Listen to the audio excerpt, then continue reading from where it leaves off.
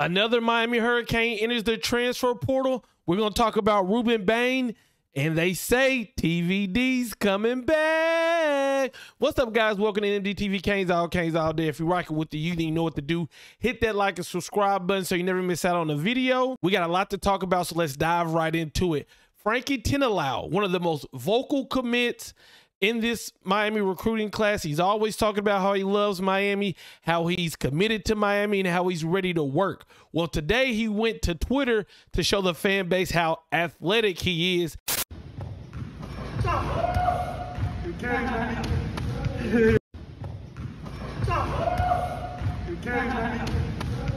Now, he's 6'5", 300 pounds and can dunk. That's impressive to me. Let me know, when's the last time you dunked? Let me know your dunking story in the comments. Let's talk about another high school prospect in Rueben Bain, because there's been a lot of little updates coming when you're talking about his recruitment. Rueben Bain, the 4-star beast out of Miami Central, is a guy that Miami wants badly. It would be a great pickup to add to this recruiting class. Now, earlier this week, Miami flipped Collins Achiampong, defensive end out of California. And when you're looking at the 2023 class, you see Miami has a couple other defensive ends in this class. You see that, you even can look at getting an athletic freak like Collins Achiampong to be some sort of a safety net just in case Rueben Bain, a recruitment that's going to go down to the wire, as a lot of people are saying. It could be sort of a safety net from the defensive end position. So that's why some people was looking at the recruitment, but other people was looking at it as like, what if by getting these different defensive ends, maybe it'll turn Rueben Bain off. Rueben Bain actually responded to a comment on Twitter by saying this: "I love it. I need gangsters playing with me." Hey, Rueben, that's what I like to hear. I even like to hear the news that I got this morning when a Auburn insider put in a crystal ball for Rueben Bain to Miami. Now, guys, I got to tell you, y'all know the motto over here. Nothing is official until they sign on the dotted line. And we've seen this. We've seen players hype up Miami on the timeline, hype them up, hype them up, hype them up. We've seen crystal balls go our way, and then the day of the commitment, it doesn't happen. Rueben Bain is a guy that I would really love to add to this class, and we know Mario has been pulling out all the stops to get him in this class. We'll see if it falls our way. If you look at all the tea leaves, the crystal balls, the articles, Miami's in the league. We'll see what happens on recruiting day. We do know Auburn is supposedly the other school that is really in this recruitment, and they're going through a coaching change. They just brought in Hugh Freeze, but they're going to keep Cadillac. They're going to keep the defensive end coach. So it's going to go down to the wire, it looks like. Miami versus Auburn. Who gets Rueben Bain? I hope it's us. Now to the transfer portal news. We have had every day there's somebody entering the transfer portal, and I still think we got even more players that enter the transfer portal. But today it was announced that Al Blades Jr. will enter the transfer portal. He took to Twitter to say this: "Miami will always be in my blood, be my home. I will be entering the transfer portal for my last year of eligibility." Now, this is one that I think will hit the Canes fan base hard. We all know Al Blades Jr., the son of Miami great Al Blades, and he just didn't live up to his name. That's just, either way you slice it, it was tough. He was rated a 4-star coming into Miami. We all remember him throwing up to you at his Florida State visit, committing to Miami, hoping, and actually I think his first couple years, he actually was trending upward. Then he had the health problems, and he never recovered. He never made an impact these last couple years. So I honestly think it was to a point where he ran his course at Miami.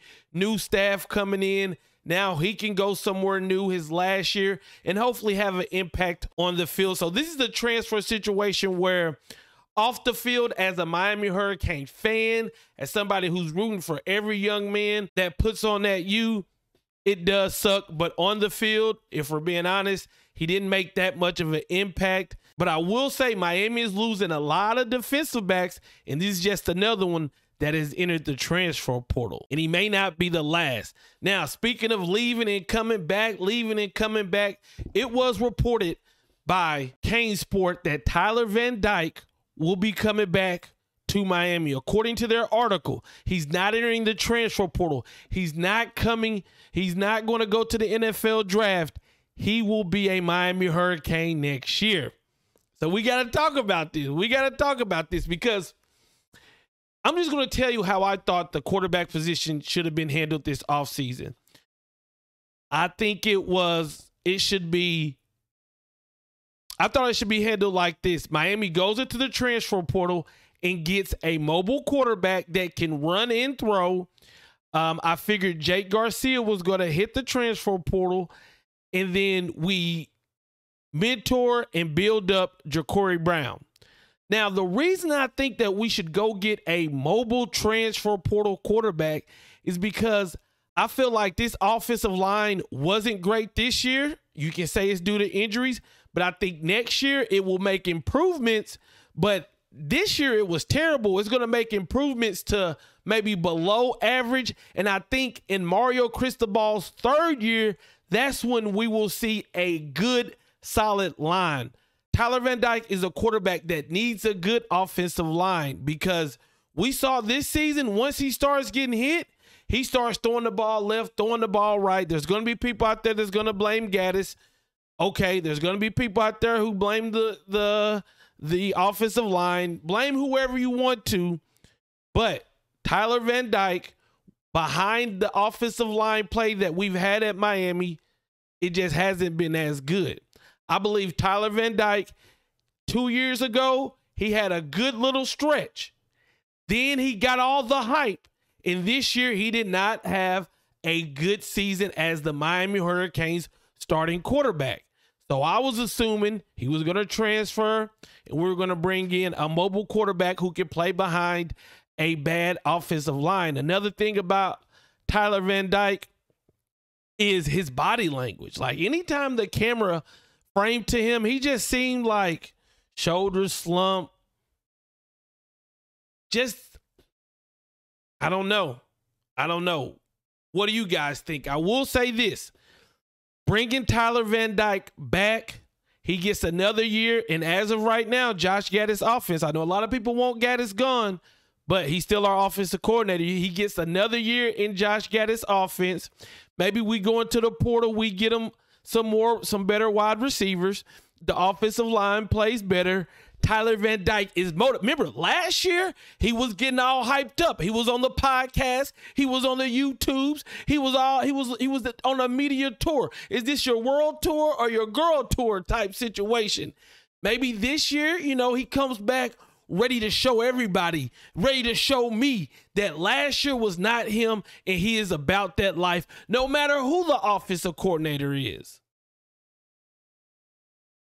What do you guys think? Tyler Van Dyke, according to Kane Sports, will be the quarterback next year. Let me know what you think in the comments. I'm out. Peace.